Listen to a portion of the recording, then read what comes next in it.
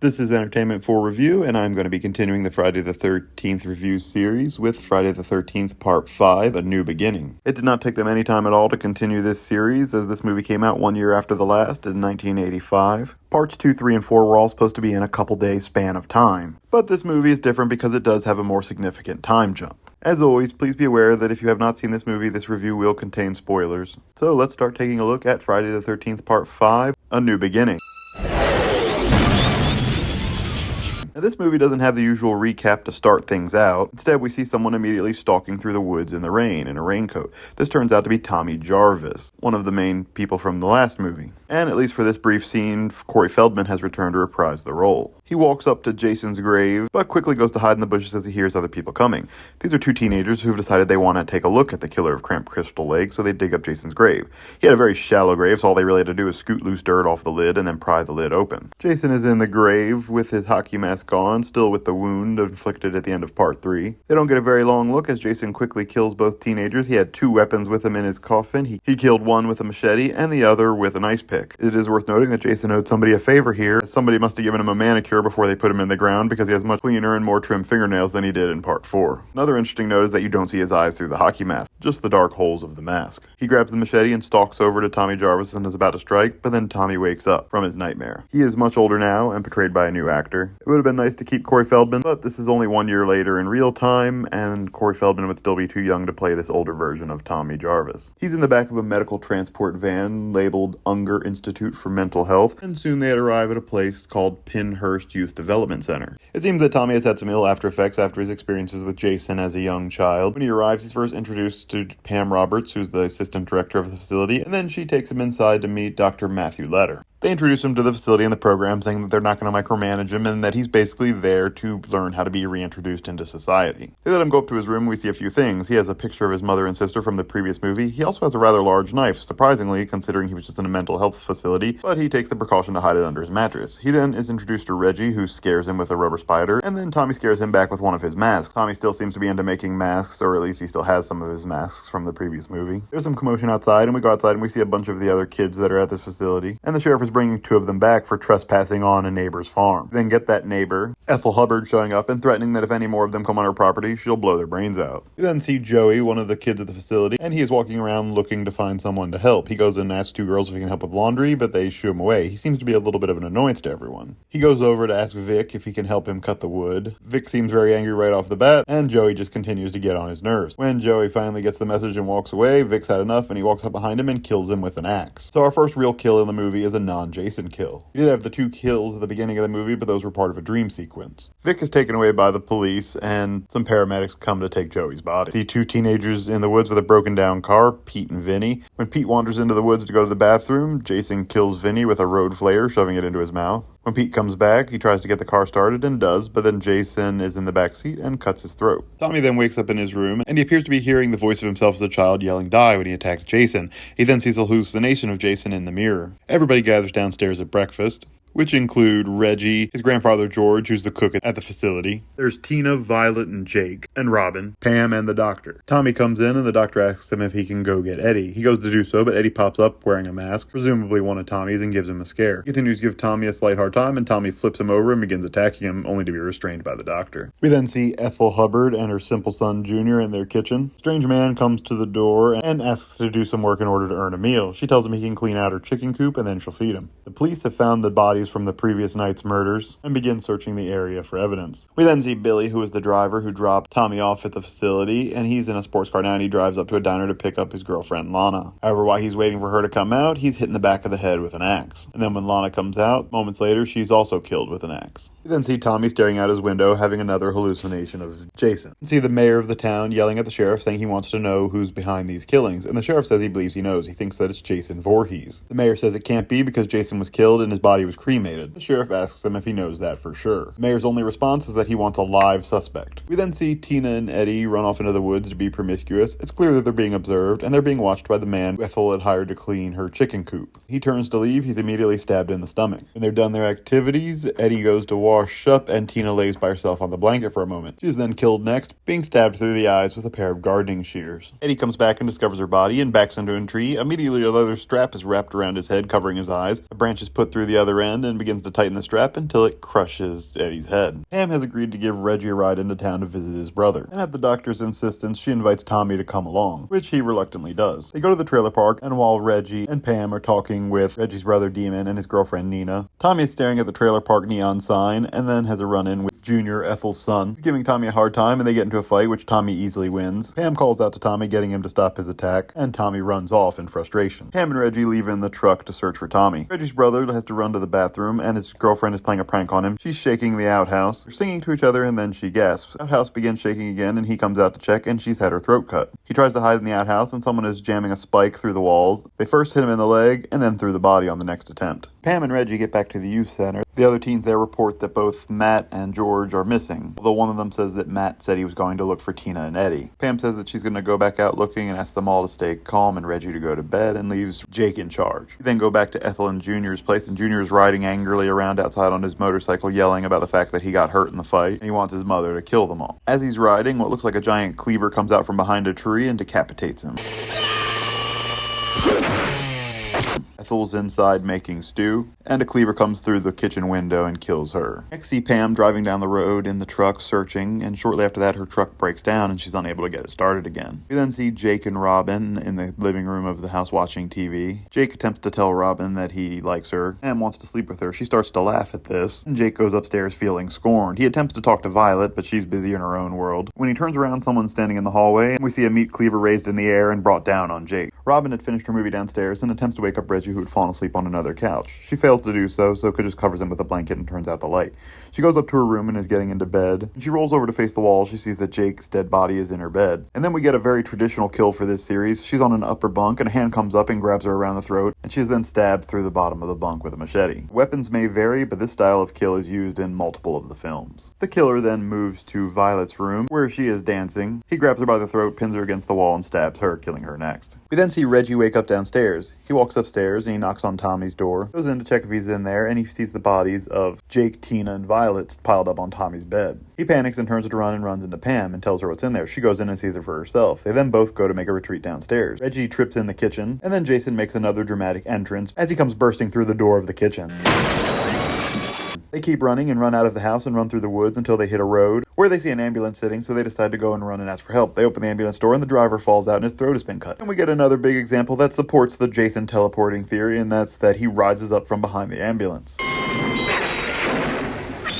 Pam and Reggie go running but get separated. Pam stumbles across the body of Dr. Matt in the woods, pinned to a tree. She makes it back to the house. She's terrified and looking for Reggie, and the body of Reggie's grandfather George comes crashing through the window, another staple of the Friday the 13th franchise, a body flying through a window. In a panic, she runs back outside and is quickly pursued by Jason. He's stalking her down the road. She falls down in the mud and is having trouble regaining her footing. I really like this part here because this actress who played Pam, Melanie Kinnaman, throughout the whole movie, but particularly in this scene, her acting is not that good. Even as she's screaming in terror, I just don't buy into it. She only has a few acting credits after this movie. I guess she never really fully honed the craft. Jason approaches her and about to go for the kill. Reggie bursts through the barn riding on a tractor and comes over and knocks over Jason. They then retreat into the barn. Jason does get up and stalks them into the barn. He's looking for them and he hears a sound coming from a tool shed.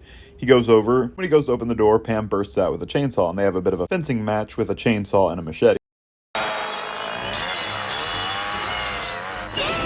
She manages to back him off and even lands a blow on his shoulder, but before she can continue her assault, the chainsaw dies. She ends up throwing it at Jason and then retreats up to the hayloft where Reggie is hiding. Jason goes in pursuit. Tommy appears in the doorway of the barn. He at first appears a little undecided about what to do. He thinks it might be another illusion inside his head, although they're yelling at him that it's not. And he just stands frozen in place until Jason comes over and slashes him across the chest with the machete. This does wake him up a bit though, and he pulls out his knife and stabs Jason in the leg. Tommy manages to make the climb up to the hayloft as well, and Jason slowly climbs the ladder in pursuit. When he gets to the top, he finds Tommy laying unresponsive, assumes him dead, and goes looking for the others. He spots Reggie first and attempts to figure out how to try to get to him when Pam comes up behind him and starts hitting him with an oar. They have a standoff in front of an open door at the top of the hayloft with a spiked bed beneath it. Reggie dive bombs Jason and manages to throw him off balance out the door. I think he's gone, but when they go close to the edge, he had held on and reaches up and grabs Reggie and starts dragging him out. Tommy regains consciousness and comes over and manages to strike a blow to Jason's hand, which causes him to fall out of the barn and onto the bed of spikes. His hockey mask also comes flying off. And what's this surprise? When he hits the the bed of spikes, it's revealed that this is not Jason at all, but someone wearing a mask which is ripped open. So the killer was never Jason all along. At the hospital, the sheriff reveals that the killer was Roy, one of the paramedic drivers who had picked up Joey's body earlier in the movie. It turned out that he was Joey's true father. He decided to go on this killing spree as revenge for the death of his son, and to use the Jason Voorhees persona as a cover-up. Though Rob is one tough cookie himself to take all that damage he did. Pam goes to check on Tommy. He wakes up and pulls a machete and stabs her in the stomach, then wakes up revealing this part to have been a dream. However, Tommy does then begin to see a vision of Jason again at the end of his bed, and they stare back and forth. Tommy eventually rises up out of the bed and goes over to the hospital drawer, opens the drawer to reveal that the hockey mask that Roy had been wearing is in there, which doesn't really make any sense. Pam is really coming to check on him this time, and she hears glass break and goes in to see the window broken. She steps further into the room, and Tommy comes out from behind the door and raises a knife above her head, and that's where the movie ends, seeming to indicate that Tommy's about to kill Pam and continue Jason's work. So it does give us what a lot of the movies give us, a dream sequence at the end and a shock ending. This is an interesting installment in the series, but problematic in another way. Something that a lot of these long-running horror series suffer from is a lack of continuity, as you always have different directors, different writers with different visions for the product coming in. And this, I feel, is the first movie in this series that kind of starts to suffer from that. In the original movie, we had Mrs. Voorhees on a killing spree of Camp Crystal Lake, and then Jason continues that work in the Camp Crystal Lake area with a multi-day killing spree that stretched 3 movies. They have switched things up here. Jason does appear in this movie, but only in dreams and hallucinations, and a killer who's trying to impersonate Jason, and manages to do a decent job. And the movie does have a location difference. The first 4 movies were all in different locations, but all right around Crystal Lake. This movie takes place at the Pinehurst Youth Center, and while this is not directly on Crystal Lake, we can assume that it's not too far away. We can gauge this from the sheriff and mayor's reaction to talk about Jason Voorhees. Sheriff thinks it being Jason is a legitimate possibility. The fact that it's not Jason is very telling too. You can see that they are trying to keep the franchise alive and have Jason's influence, but move on to other things. And I do like that we get to continue the story with Tommy Jarvis. It's clear that since his run-in with Jason as a kid, this has been haunting him for the rest of his life so far. And it seems like they do try to paint the picture that Tommy is the killer in the movie. After the first several killings, we go to Tommy and he's seeing a vision of Jason. And he later disappears when a lot of the other killings are going on, as well as having a lot of the bodies being stacked up in his room. Now with this, it is very possible that Roy was trying to frame Tommy for these killings as an extra layer of backup. Making Roy the killer was a bit of a surprise, which I think can both be looked at in both good and bad ways. On one side, a surprise in a movie can be fun, although I think what people want from this series the most is Jason. It is odd to think that the son who he had previously abandoned wasn't enough to set him off and go on this massive killing spree. But it is fitting for the series. Mrs. Voorhees was motivated to kill by the death of her son, so Roy is the same in that respect. But then when Tommy sees Jason once again as a hallucination in the final scene of the film, he chooses to don the hockey mask, and it seems as though he's gonna kill Pam. This can make you wonder if this was their plan going forward, or it could also be written off as a shock moment at the end of one of these movies, which most of them have. At the end of part 1, Jason pops out of the lake, which ultimately leads to him becoming the main killer in the series. Since then, the picture's been a little bit gray as to whether that was just a dream of him popping out of the lake, or if that was a real event. Characters speculate, did he really die as a child in 1957, or was he hidden away in the woods by his mother, or just living in the woods on his own? Personally, I think he died as a child and came back to life after the death of his mother, to continue her work and seek revenge. In part 2, the shock moment is just Jason leaping through the window. In part 3, the shock moment is Mrs. Voorhees jumping out of the lake to grab Chris. And ultimately, this doesn't really lead to anything. And part 4 doesn't have a shock moment. So it makes you wonder if Tommy donning the mask and grabbing the knife at the end was meant to be that shock moment. At the time, was it meant to go forward with Tommy as the new killer, or was the plan to always bring Jason back? It's very possible the plans changed as a new director and a new creative team came in for the next movie. But as I said, this is the start for me of a little bit of continuity problems for this series. But the positive is it does give you something different, as there were some complaints from critics of the first 4 movies being a bit of rinse and repeat. It is notable that Jason, or what we thought was Jason in this movie, did look quite different. His head looked less deformed than normal, and that can be contributed to the fact that it was a mask that Roy was wearing. He also looked physically smaller in this movie from the last one, and his hands had reverted to being more normal and didn't have the large, gross fingernails. Another giveaway was the fact that whenever they showed this Jason with the mask, he had blue eyes, which Jason did not have in the previous movies. Now, if they had decided to actually make this Jason killing in this movie, they could have explained that away just being a different actor, which happens. But I think that was planned to be an indicator towards Roy. Another indicator towards Roy is in the scene where Pam and Reggie run up on an ambulance. They find Roy's partner dead in the driver's seat. This makes sense because Roy would have been mad at him after mocking the body of his dead son. He did, however, throw in a few red herrings to make you think this really could be Jason, such as some of his increased strength. He walked right through the kitchen door like Jason did to the door of the Jarvis cabin in part 4. He also seemed to have Jason's ability facility just to pop up wherever he needed to be. I'm glad that the killer wasn't Tommy. I think that wasn't the way to go. And I don't like the ending with Tommy donning the mask. This movie by far has the largest kill count to date, although not all of them are real. But this movie does boast the highest count with a total of 22. The first 2 kills were in Tommy's dream at the beginning of the movie, where Jason rises from his grave and kills 2 teenagers. Then Vic kills Joey with an axe, which is what sets Roy off. Roy's first 2 kills are Pete and Vinny. They don't really stand out as important, but it seems like maybe he's trying to cause a distraction away from the facility. He then kills Billy and Lana, and that could be said for the same reason. Billy could also be used to perhaps point the finger at Tommy, as he had dropped him off at Pinhurst. Next is the drifter Raymond, followed by Tina and Eddie in the woods. Reggie's brother Demon and his girlfriend Anita were next, followed by Junior and Ethel Hubbard. He then moves back to Pinhurst and kills Jake, Robin, and Violet in quick order. We then see Duke, Roy's ambulance partner, dead inside the ambulance. Pam encounters the bodies of both Matthew Letter and George, Reggie's grandfather. They were both killed off-screen. Roy himself is then killed when he falls from the barn and is impaled on a bed of spikes. The last one is Pam, who was killed in Tommy's dream, and then it seemed like he might be about to kill her for real when the movie ended. So Roy landed more kills than Jason did in a single movie, although Jason did have a heck of a killing spree over the course of 3 movies. This movie continued a trend of not doing too well critically, with only an 18% score on the tomato meter